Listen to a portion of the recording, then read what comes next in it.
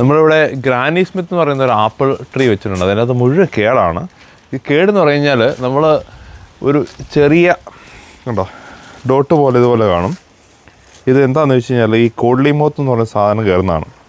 അപ്പോൾ ഇതിനെ പ്രതിരോധിക്കാനായിട്ട് നമുക്ക് ഫെറമോൺ കെണി ഇങ്ങനെ ചില ആൾക്കാർ അതിൻ്റെ ട്രങ്കിൽ ഇങ്ങനെ പ്ലാസ്റ്റിക്കൊക്കെ ചുറ്റി വെക്കും. ചില ആൾക്കാർ കോഴി അതിനടി വളർത്തും.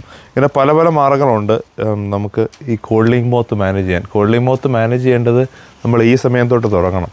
കാരണം ഇതിൻ്റെ ഒരു ചെറിയൊരു ലാർവ ഈ മണ്ണിനകത്തു നിന്ന് നേരെ ട്രങ്കയിൽ കയറി ഇത് ഫ്ലവർ ആകുമ്പോഴത്തേനും ഇത് ഓൾറെഡി ഇതിനകത്ത് കയറി ഇരിപ്പുണ്ടാവും. അപ്പോൾ നമ്മൾ കായ ആയിക്കഴിഞ്ഞാൽ പിന്നെ നമുക്കൊരു രക്ഷയില്ല.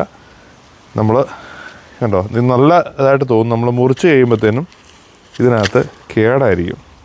ഈ ഭാഗത്ത് കുഴപ്പമില്ലണ്ടോ, ചെറിയ കേടായിട്ട് കൊള്ളിമോത്തകത്ത് കയറിയിരിക്കും. പക്ഷേ ഈ ആപ്പിൾ കുഴപ്പമില്ല കേട്ടോ. കണ്ടോ ഇതിൻ്റെ അകത്തേക്ക് ഇങ്ങനെ കയറി ഒരു ചെറിയ പുഴു പോലെ ഉണ്ടായിരിക്കും. ഇതാണ് ഇതിൻ്റെ പ്രശ്നം. പക്ഷേ ഇതിൻ്റെ വലിയ കോസ്മെറ്റിക് ഇഷ്യൂ ഉള്ളൂ. നമ്മൾ ആ ഭാഗം ചെത്തി കളഞ്ഞ് കഴിഞ്ഞാൽ നമുക്ക് കഴിക്കാം. പക്ഷേ ഇതൊന്നും നമ്മൾ നിലത്തിടരുത്. നിലത്തിട്ട് കഴിഞ്ഞാൽ പിന്നെയും അത് ഇങ്ങനെ കയറി വരും. എല്ലാ വർഷവും ഉണ്ടാവും. അപ്പോൾ നമ്മൾ ഫെറമോൺ കെണിയോ അല്ലെങ്കിൽ സ്പ്രേയോ കാര്യങ്ങളൊക്കെ ഉപയോഗിച്ച് എങ്ങനെയെങ്കിലും മാനേജ് ചെയ്യേണ്ടതാണ് ഈ കോഡ്ലി മോത്തിന്. ഇല്ലെങ്കിൽ നമ്മുടെ ആപ്പിൾ മുഴുവൻ കേടാവും.